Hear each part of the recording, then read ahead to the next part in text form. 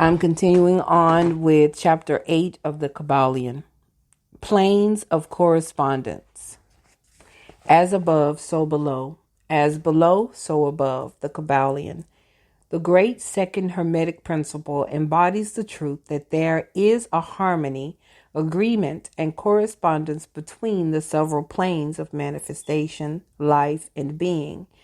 This truth is a truth because all that is included in the universe emanates from the same source, and the same laws, principles, and characteristics apply to each unit or combination of units of activity, as each manifests its own phenomena upon its own plane. For the purpose of convenience of thought and study, the Hermetic philosophy considers that the universe may be divided into three great classes of phenomena known as the three great planes, namely, 1, the great physical plane, 2, the great mental plane, 3, the great spiritual plane. These divisions are more or less artificial and arbitrary. For the truth is that all of the three divisions are but ascending degrees of the great scale of life, the lowest point of which is undifferentiated matter, and the highest point that of spirit. And moreover, the different planes shade into each other so that no hard and fast division may be made between the higher phenomena of the physical and the lower of the mental, or between the higher of the mental and the lower of the physical. In short, the three great planes may be regarded as three great groups of degrees of life manifestation, while the purposes of this little book do not allow us to enter into an extended discussion of or explanation of the subject of these different planes. Still, we think it well to give a general description of the same at this point. At the beginning, we may as well consider the question so often asked by the neophyte who desires to be informed regarding the meaning of the word plane, which term has been very freely used and very poorly explained in many recent works upon the subject of occultism. The question is generally about as follows. Is a plane a place having dimensions, or is it merely a condition or state? We answer no, not a place, nor ordinary dimension of space, and yet more than a state or condition. It may be considered as a state or condition, and yet the state or condition is a degree of dimension in a scale subject to measurement. Somewhat paradoxical, is it not? But let us examine the matter. A dimension, is a measure in a straight line relating to measure, etc.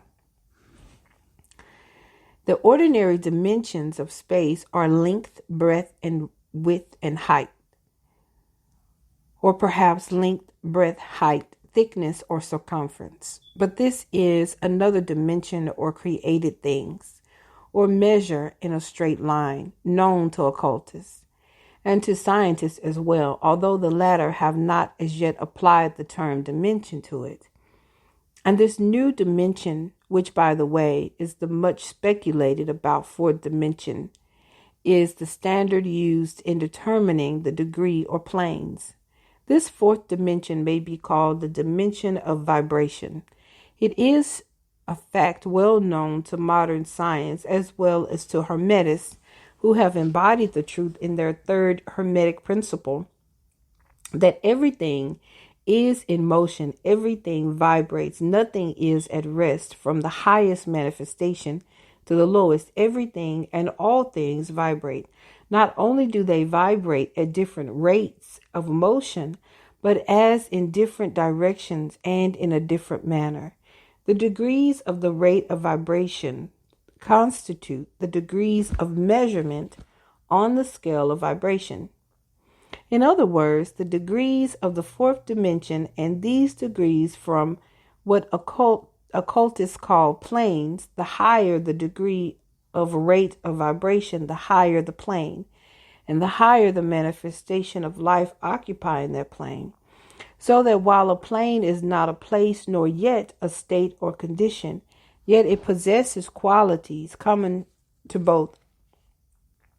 We shall have more to say regarding the subject of the scale of vibrations in our next lessons, in which we shall consider the Hermetic principle of vibration.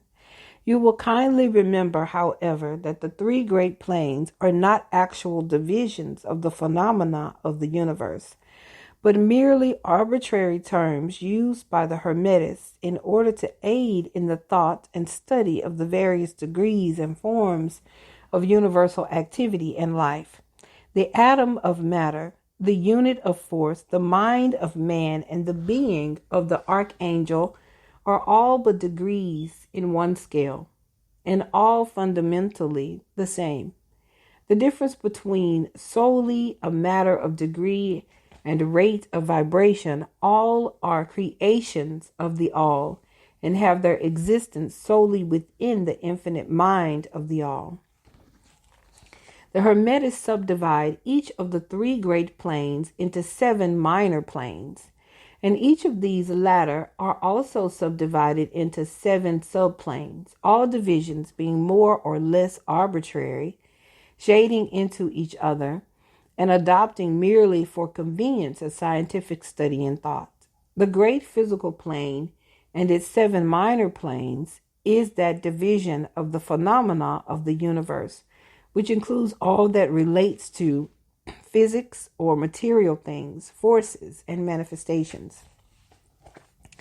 It includes all forms of that which we call matter and all forms of that which we call energy or force. But you must remember that the Hermetic philosophy does not recognize matter as a thing in itself, or as having a separate existence even in the mind of the all.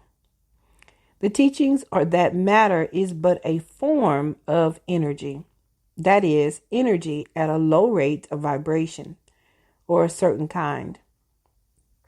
And accordingly, the Hermetists classify matter under the head of energy and give it 3 of the 7 minor planes of the great physical plane. These 7 minor physical planes are as follows. 1.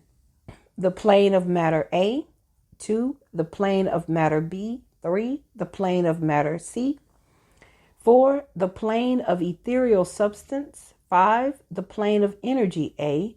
6. The plane of energy B. 7. The plane of energy C.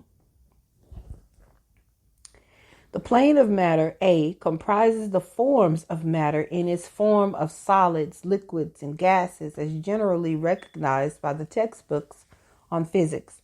The plane of matter B comprises certain higher and more subtle forms of matter, of the existence of which modern science is but now recognizing the phenomena of radiant matter in its phase of radium, etc., belonging to the lower subdivisions of the minor plane.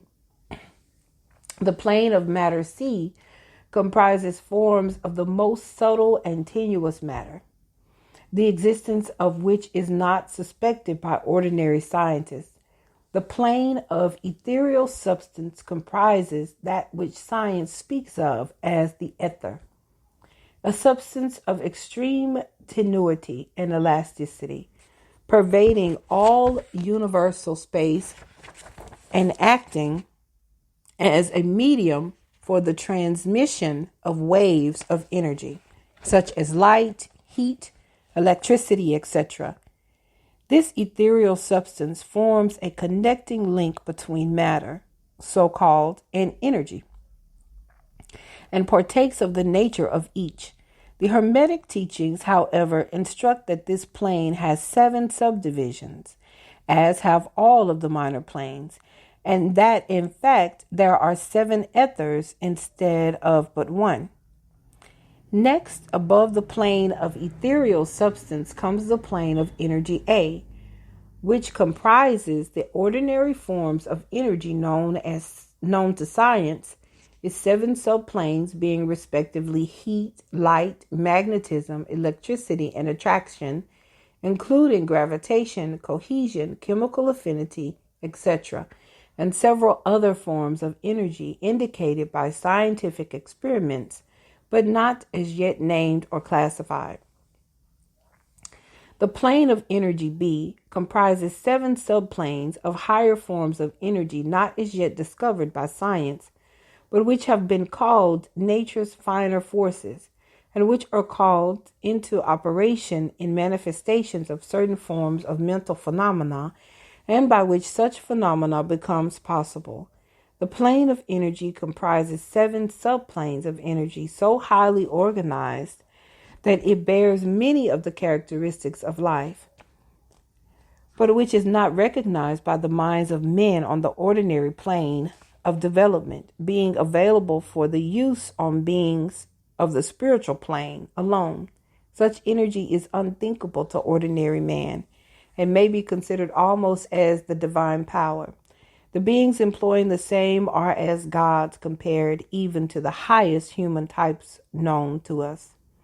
The great mental plane comprises those forms of living things known to us in ordinary life, as well as certain other forms not so well known except to the occultists.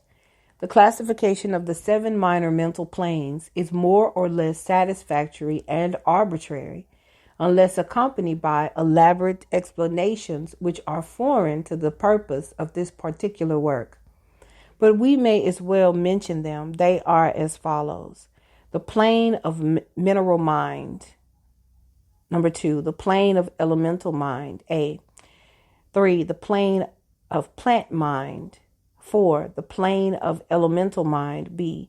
5, the plane of animal mind. 6, the plane of elemental mind. C. 7, the plane of human mind. The plane of mineral mind comprises the states or conditions of the units or entities or groups and combinations of the same, which animate the forms known to us as minerals, chemicals, etc. These entities must not be confounded with the molecules, atoms, or corpuscles themselves, the latter being merely the material bodies or forms of these entities, just as a man's body is but his material form and not himself. These entities may be called souls in one sense, and are living beings of a low degree of development, life, and mind, just a little more than the units of living energy, which comprise the higher subdivisions of the highest physical plane. The average mind does not generally attribute the possession of mind, soul, or life to the mineral kingdom, but all occultists recognize the existence of the same, and modern science is rapidly moving forward to the point of view of the Hermetic. In this respect, the molecules, atoms, and corpuscles have their loves and hates, likes and dislikes, attractions and repulsions, affinities and non-affinities, etc. And some of the more daring of modern scientific minds have expressed the opinion that the desire and will, emotions and feelings of the atoms differ only in degree from those of men. We have no time or space to argue this matter here. All occultists know it to be a fact, and others are referred to some of the more recent scientific works from outside corroboration. There are the usual 7 subdivisions to this plane.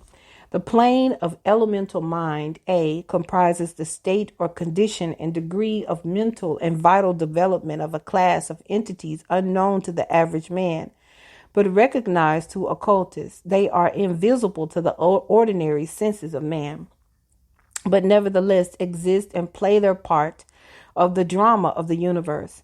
Their degree of intelligence is between that of the mineral and chemical entities on the one hand, and the entities of the plant kingdom on the other. There are 7 subdivisions to this plane also. The plane of plant mind is, in its 7th subdivision, comprises the states or conditions of the entities comprising the kingdoms of the plant world, the vital and mental phenomena of which is fairly well understood by the average intelligent person. Many new and interesting scientific works regarding mind and life in plants having been published during the last decade. Plants have life, mind, and souls, as well as have the animals, man, and Superman. The plane of elemental mind B, in its 7 subdivisions, comprises the states and conditions of a higher form of elemental or unseen entities, playing their part in the general work of the universe. The mind and life of which form a part of a scale between the plane of plant mind and the plane of animal mind, the entities partaking of the nature of both. The plane of animal mind, in its 7 subdivisions, comprises the states and conditions of the entities, beings or souls, animating the animal forms of life familiar to us all. It is not necessary to go into details regarding this kingdom or plane of life, for the animal world is as familiar to us as is our own. The plane of elemental mind, C, in its 7 subdivisions, comprises those entities or beings invisible, as are all such elemental forms, which partake of the nature of both animal and human life in a degree and in certain combinations. The highest forms are semi-human and intelligent. The plane of human mind, in its 7 subdivisions, comprises those manifestations of life and mentality which are common to man in his various grades, degrees, and divisions. In this connection, we wish to point out the fact that the average man of today occupies but the 4th subdivision of the plane of human mind, and only the most intelligent have crossed the borders of the 5th subdivision. It has taken the race millions of years to reach this stage, and it will take many more years for the race to move on to the 6th and 7th subdivisions and beyond. But remember that there have been races before us which have passed through these degrees and then on to higher planes. Our own race is the 5th, with stragglers from the 4th, which has set foot upon the path. And then there are a few advanced souls of our own race who have outstripped the masses and who have passed on to the 6th and 7th subdivision, and some few beings still further on. The man on the 6th subdivision will be the Superman. He is the 7th, will be the Overman. In our consideration of the 7 minor mental planes, we have merely referred to the 3 elementary planes in a general way. We do not wish to go into this subject in detail in this work, for it does not belong to this part of the general philosophy and teachings. But we may say this much. In order to give you a little clearer idea of the relations of these planes to the more familiar ones, the elementary planes bear the same relation to the planes of mineral, plant, animal, and human mentality and life that the black keys on the piano do to the white keys. The white keys are sufficient to produce music, but there are certain scales, melodies, and harmonies in which the black keys play their part, and in which their presence is necessary. They are also necessary as connecting links of soul condition, entity states, etc., between the several other planes, certain forms of development being attained therein. This last fact giving to the reader, who can read between the lines, a new light upon the process of evolution, and a new key to the secret door of the leaps of life between kingdom and kingdom. The great kingdom of elementals are fully recognized by all occultists, and the esoteric writings are full of mention of them. The readers of Bulwer's Senani and similar tales will recognize the entities inhabiting these planes of life. Passing on from the great mental plane to the great spiritual plane, what shall we say? How can we explain these higher states of being, life and mind, to minds as yet unable to grasp and understand the higher subdivisions of the plane of human mind? The task is impossible. We can speak only in the most general terms. How may light be described to a man born blind? How sugar to a man who has never tasted anything sweet? How harmony to one born deaf? All that we can say is that the 7 minor planes of the great spiritual plane, each minor plane having its 7 subdivisions, comprise beings possessing life, mind, and form as far above that of man of today as the latter is above the earthworm, mineral, or even certain forms of energy or matter. The life of these beings so far transcends ours that we cannot even think of the details of the same. Their mind so far transcends ours that to them we scarcely seem to think, and our mental processes seem almost akin to material processes. The matter of which their forms are composed is of the highest planes of matter. Nay, some are even said to be clothed in pure energy. What may be said of such beings? On the 7 minor planes of the great spiritual plane exist beings of whom we may speak as angels, archangels, demigods. On the lower minor planes dwell those great souls whom we call masters and adepts.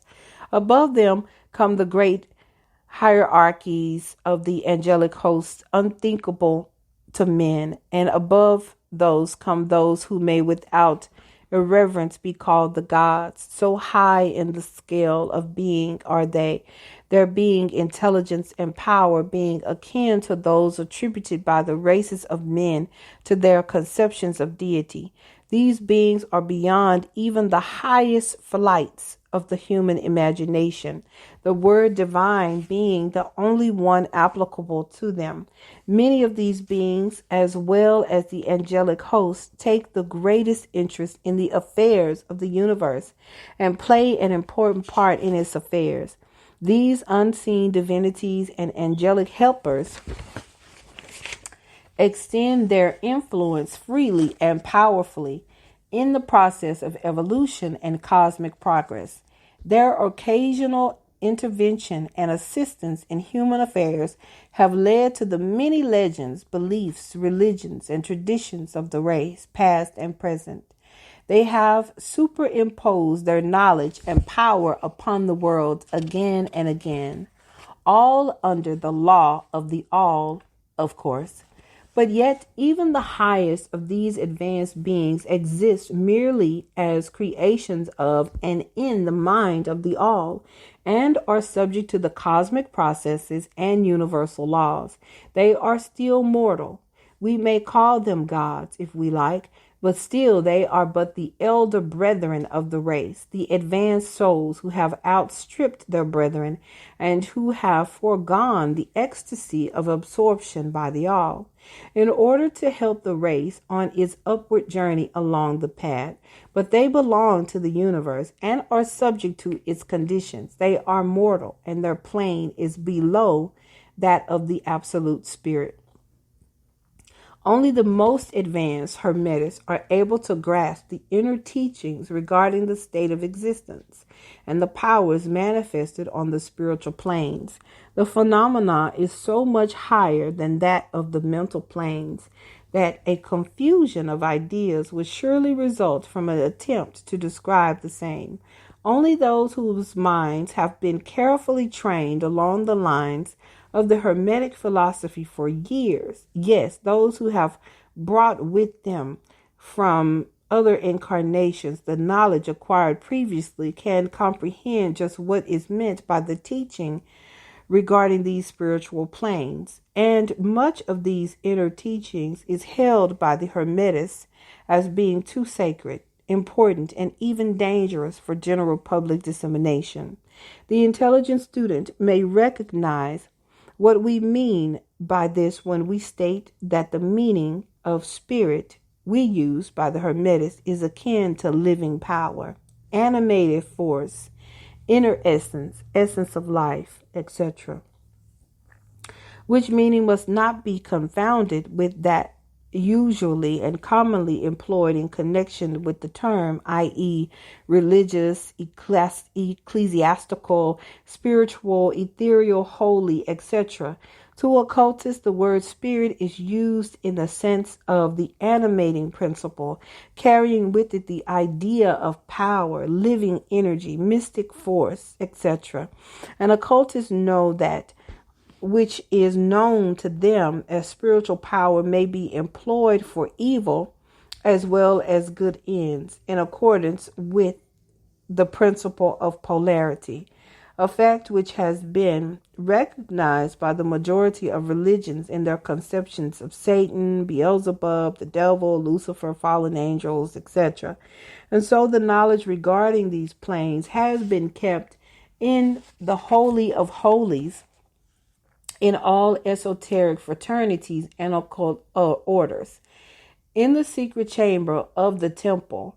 But this may be said here, that those who have attained high spiritual powers and have misused them have a terrible fate in store for them, and the swing of the pendulum of rhythm will inevitably swing them back to the furthest extreme of material existence, from which point they must retrace their steps spiritward along the weary rounds of the path, but always with the added torture of having always with them a lingering memory of the heights from which they fell, owing to their evil actions. The legends of the fallen angels have a basis in actual facts, as all advanced occultists know. The striving for selfish power on the spiritual planes inevitably results in the selfish soul losing its spiritual balance and falling back as far as it had previously risen.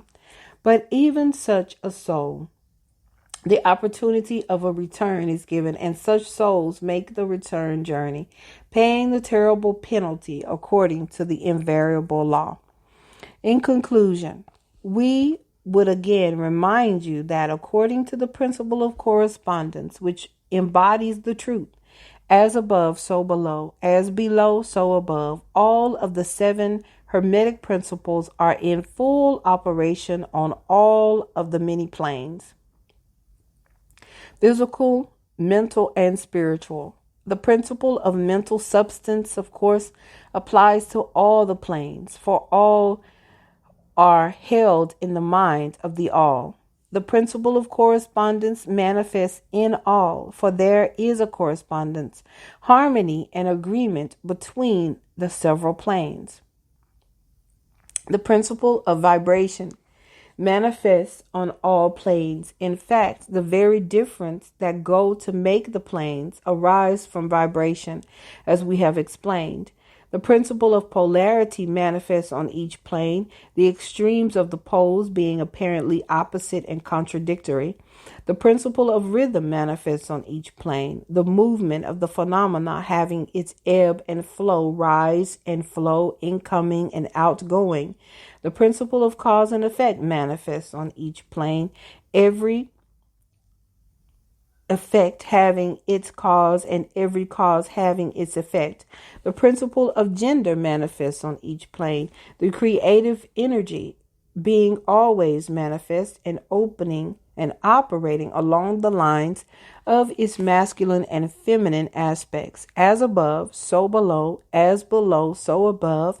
This centuries-old Hermetic axiom embodies one of the great principles of universal phenomena.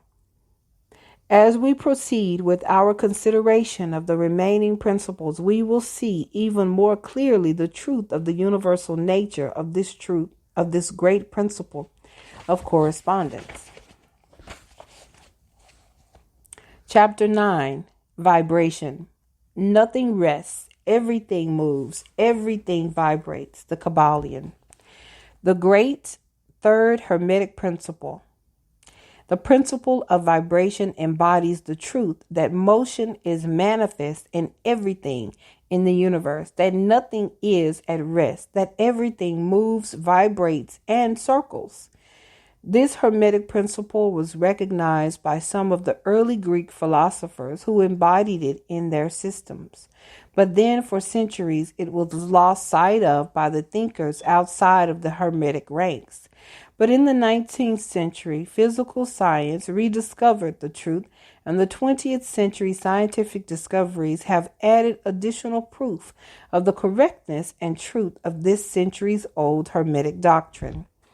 The Hermetic teachings are that not only is everything in constant movement and vibration, but that the differences between the various manifestations of the universal power are due entirely to the varying rate and mode of vibrations.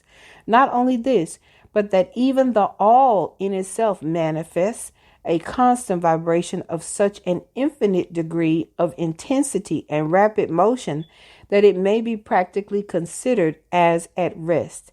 The teachers directing the attention of the students to the fact that even on the physical plane, a rapidly moving object such as a revolving wheel seems to be at rest. The teachers are to the effect that spirit is at one end of the pole of the vibration, the other pole being certain extremely gross forms of matter. Between these two poles are millions upon millions of different rates and modes of vibration. Modern science has proven that all that we call matter and energy are but modes of vibratory motion. And some of the more advanced scientists are rapidly moving toward the position of the occultists who hold that the phenomena of mind are likewise modes of vibration or motion. Let us see what science has to say regarding the question of vibration in matter and energy. In the first place, science teaches that all matter manifests in some degree. The vibrations arising from temperature or heat, be an object cold or hot, both being but degrees of the same things, it manifests certain heat vibrations, and in that sense is in motion and vibration. Then all particles of matter are in circular movement from corpuscle to suns. The planets revolve around suns, and many of them turn on their axis. The suns move around greater central points, and these are believed to move around still greater, and so on, ad infinitum. The molecules of which the particular kinds of matter are composed are in a state of constant vibration and movement around each other and against each other. The molecules are composed of atoms, which likewise are in a state of constant movement and vibration. The atoms are composed of corpuscles, sometimes called electrons, ions, etc., which also are in a state of rapid motion, revolving around each other, and which manifest a very rapid state and mode of vibration. And so we see that all forms of matter manifest vibration in accordance with the Hermetic principle of vibration. And so it is with the various forms of energy. Science teaches that light, heat, magnetism, and electricity are but forms of vibratory motion connected in some way with, and probably emanating from the ether. Science does not as yet attempt to explain the nature of the phenomenon known as cohesion, which is the principle of molecular attraction, nor chemical affinity, which is the principle of atomic attraction, nor gravitation, the greatest mystery of the three, which is the principle of attraction by which every particle or mass of matter is bound to every other particle or mass. These three forms of energy are not as yet understood by science, yet the writers incline to the opinion that these two are manifestations of some form of vibratory energy, a fact which the Hermetists have held and taught for ages past. The universal ether, which is postulated by science without its nature being understood clearly, is held by the Hermetists to be but a higher manifestation of that which is erroneously called matter. That is to say, matter is a higher degree of vibration and is called by them the ethereal substance.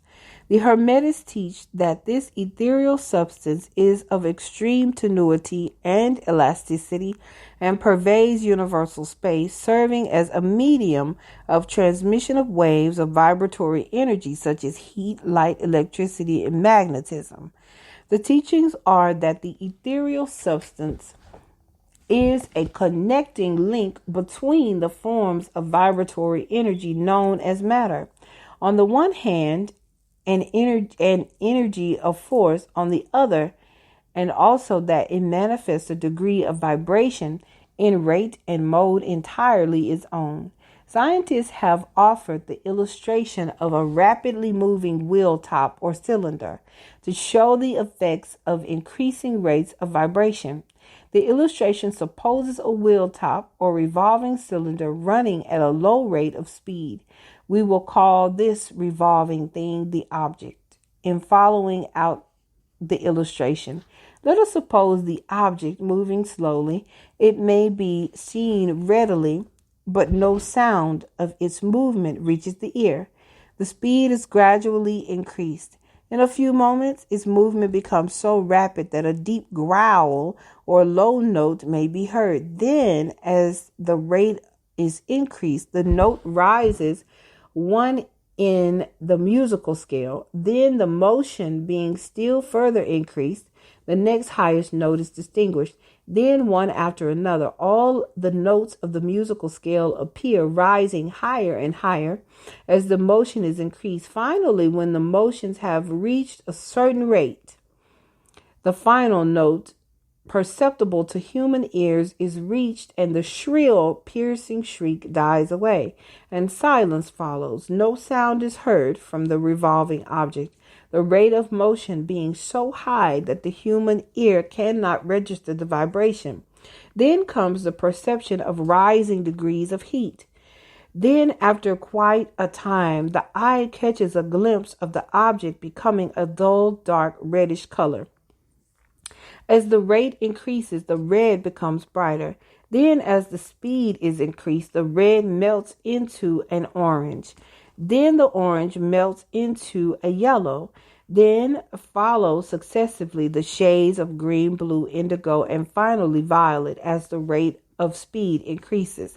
Then the violet shades away, and all color disappears, the human eye not being able to register them, but there are invisible rays emanating from the revolving object, the rays that are used in photographing and other subtle rays of light. Then begin to manifest the peculiar rays known as the X-rays, etc. As the constitution of the object changes, electricity and magnetism are emitted when the appropriate rate of vibration is attained. When the object reaches a certain rate of vibration, its molecules disintegrate and resolve themselves into the original elements or atoms. Then the atoms, following the principle of vibration, are separated into the countless corpuscles of which they are composed, and finally, even the corpuscles disappear, and the object may be said to be composed of the ethereal substance. Science does not dare to follow the illustration further, but the Hermetists teach that if the vibrations be continually increased, the object would mount up the successive states of manifestation and would in turn manifest the various mental stages and then on spiritward until it would finally re-enter the all, which is absolute spirit. The object, however, would have ceased to be an object long before the stage of ethereal substance was reached, but otherwise the illustration is correct inasmuch as it shows the effect of constantly increased rates and modes of vibration. It must be remembered in the above illustration that at the stages at which the object throws off vibrations of light, heat, etc., it is not actually resolved into those forms of energy which are much higher in the scale, but simply that it reaches a degree of vibration in which those forms of energy are liberated in a degree from the confining influences of its molecules, atoms, and corpuscles, as the case may be. These forms of energy, although much higher in the scale than matter, are imprisoned and confined in the material combinations. By reason of the energies manifesting through and using material forms, but thus becoming entangled and confined in their creations of material forms, which to an extent is true of all creations, the creating force becoming involved in its creation. But the Hermetic teaching go much further than do those of modern science.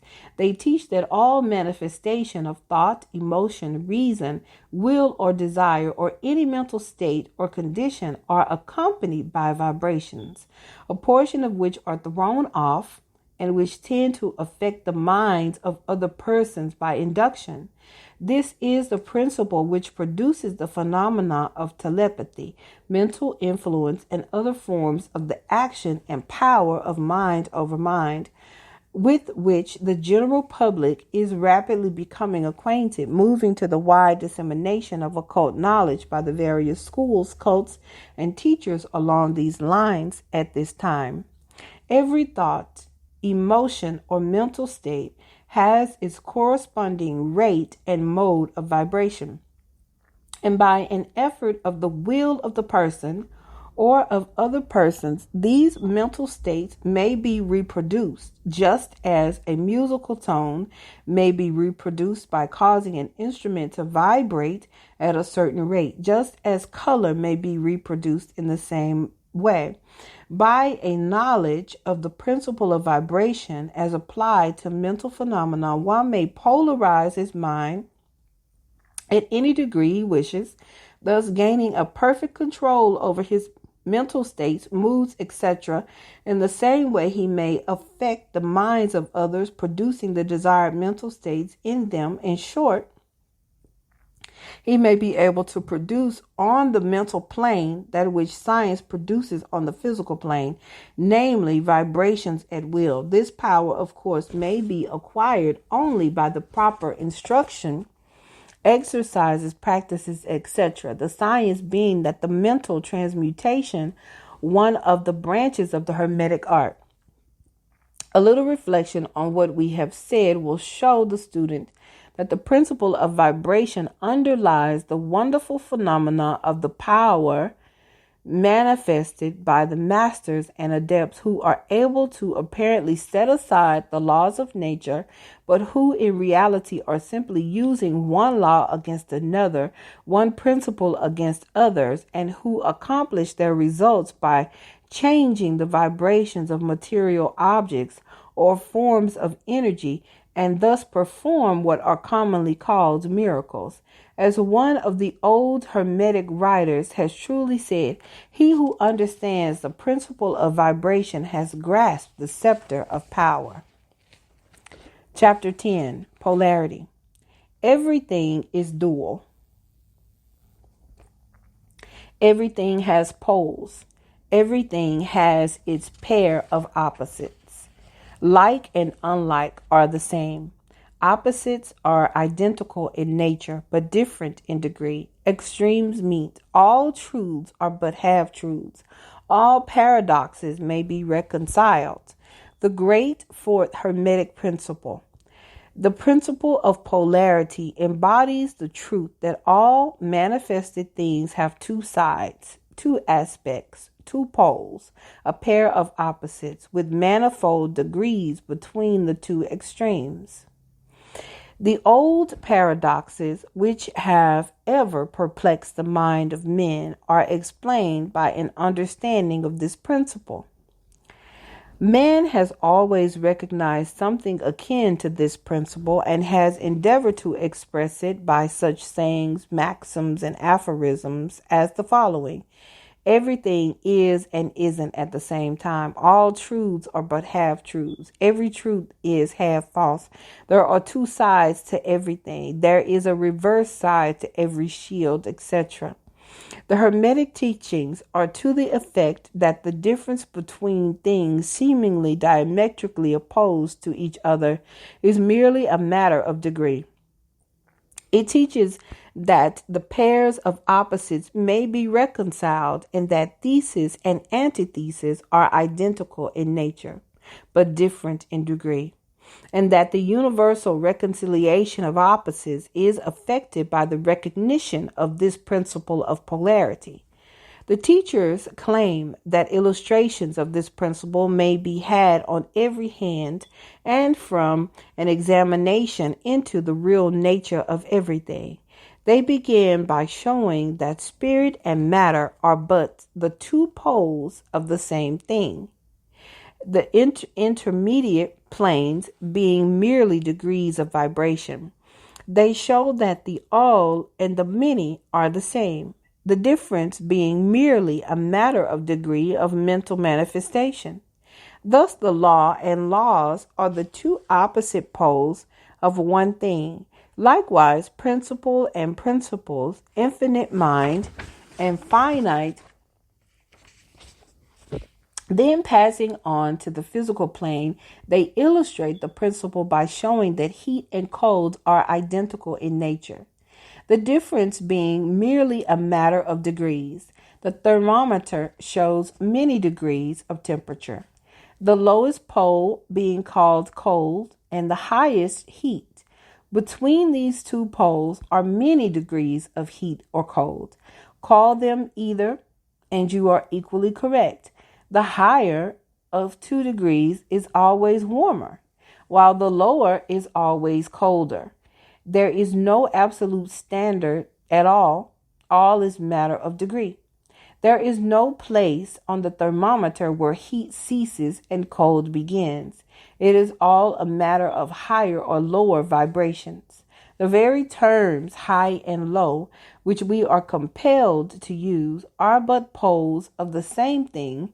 The terms are relative. So with east and west, travel around the world in an eastward direction and you reach a point which is called west. At your starting point, and you return from that westward point, travel far enough north, and you will find yourself traveling south or vice versa. Light and darkness are poles of the same thing, with many degrees between them. The musical scale is the same. Starting with C, you move upward until you reach C, and so on. The differences between the two ends of the board being the same, with many degrees between the two extremes. The scale of color is the same, higher and lower vibrations being the only difference between high violet and low red. Large and small are relative. So are noise and quiet. Hard and soft follow the rule. Likewise, sharp and dull. Positive and negative are two poles of the same thing, with countless degrees between them. Good and bad are not absolute. We call one end of the scale good and the other bad, or one end good and the other evil, according to the use of the terms. A thing is less good than the thing higher in the scale, but that less good thing in turn is more good than the thing next below it, and so on, the more or less being regulated by the position on the scale. And so it is on the mental plane. Love and hate are generally regarded as being things diametrically opposed to each other, entirely different and unreconcilable. But we apply the principle of polarity. We find that there is no such thing as absolute love or absolute hate, as distinguished from each other. The two are merely terms applied to the two poles of the same thing. Beginning at any point of the scale, we find more love or less hate.